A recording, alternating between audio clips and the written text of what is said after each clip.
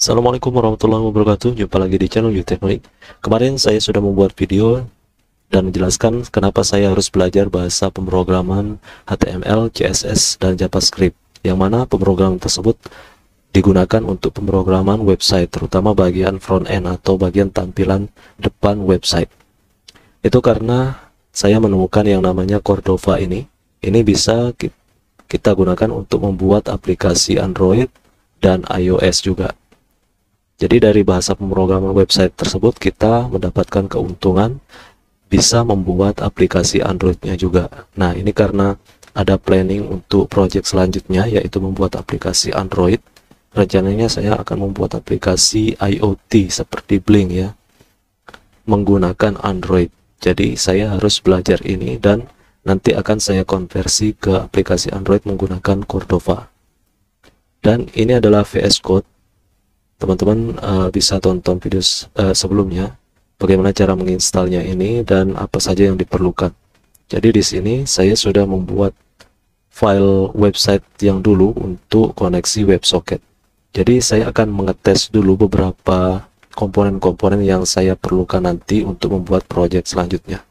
Yang pertama di sini saya membutuhkan koneksi WebSocket, dan selanjutnya nanti saya membutuhkan koneksi BLE atau Bluetooth Low Energy ya, untuk kebutuhan IoT.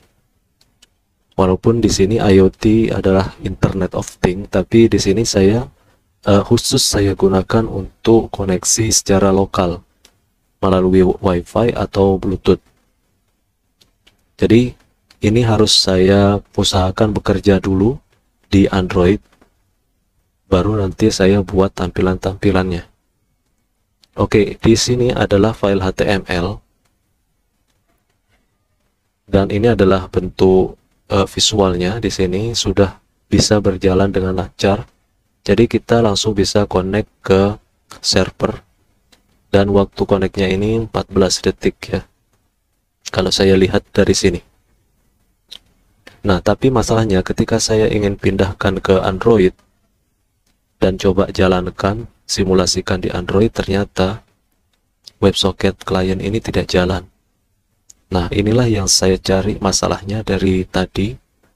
Habis Isya sampai sekarang sudah mau jam 10 ya, baru saya temukan solusinya tadi. Oke, sebelumnya saya akan jelaskan dulu. Sebelumnya saya harus menginstal dulu plugin WebSocket untuk Cordova. WebSocket untuk Cordova di Android ya. Di sini banyak sekali linknya. Jadi ada salah satu yang saya ikuti adalah ini, Cordova plugin WebSocket ini. Di sini ada petunjuk instalasinya. Dan ini tidak perlu ya, karena versi Cordova sekarang udah 10. Jadi langsung saja di sini Cordova plugin, install pluginnya. Kita copy paste dari terminal sini, kemudian enter, nanti baru pluginnya akan masuk ke sini. Ini adalah project baru yang sudah saya buat tadi. Nah, setelah itu nanti kita bisa melihat petunjuk-petunjuk cara menggunakannya. Jadi di sini sudah saya coba. Ini sudah saya coba tapi ternyata tidak berpengaruh. Kemudian bagian ini sama persis dengan pemrograman untuk WebSocket di Windows ini, seperti ini. Ini adalah tampilan untuk di Windows-nya dan bekerja dengan normal. Sama persis dengan function atau cara menggunakannya di Android atau Cordova ini. Tapi masalahnya setelah saya coba, bahkan ini saya copy paste persis sama, ternyata nggak bisa jalan di Android untuk WebSocketnya. Nah, setelah saya mencari-cari di forum, salah satunya tadi saya menemukan caranya adalah menambahkan ada kode di bagian Android manifest ini.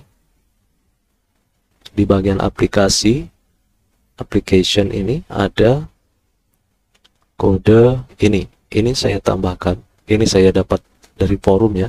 Setelah saya tambahkan ternyata tidak bisa.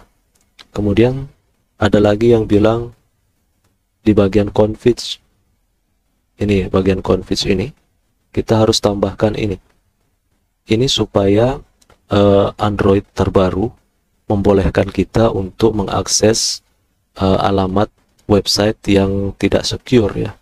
Di sini insecure. Jadi ini kita harus tambahkan supaya kita bisa menggunakan WebSocket secara lokal atau menggunakan HTTP bukan HTTPS ya.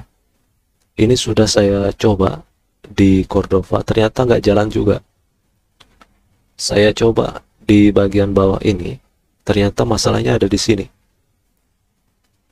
Tapi bukan bagian ini secara umum. Yang paling penting adalah bagian ini. Ini sudah saya coba copy paste juga, tapi dengan Max Connect Time 5000 ternyata nggak bisa juga connect ke WebSocket. Akan terjadi error terus di Androidnya. Maka di sini saya coba 15.000 milisecond. Jadi di sini saya sudah tambahkan di bagian index, saya tambahkan menjadi 15.000. Kalau di Windows tanpa kode ini pun dia akan berjalan normal seperti ini. Tapi kalau dipindah ke Android, maka kode ini harus kita copy paste ke sini, kemudian setting Max Connect Time-nya itu saya lebihkan. Kenapa 15.000? Karena kalau saya perhatikan di sini, dia akan connect ke server itu dalam waktu 14 detik. Jadi di sini saya setting Max Connect Time-nya itu 15 detik. Jadi saya lebih besar sedikit ya daripada waktu koneksi yang menggunakan Windows. Jadi di Android-nya ini Max Connect Time-nya saya besarkan menjadi 15 detik. Atau biar aman bisa ditambahkan menjadi 30 detik. Oke, ternyata di sini adalah masalah yang selama berjam-jam saya cari solusinya. Semoga video ini bermanfaat. Jangan lupa di-share ke teman-teman kalian. Thank you.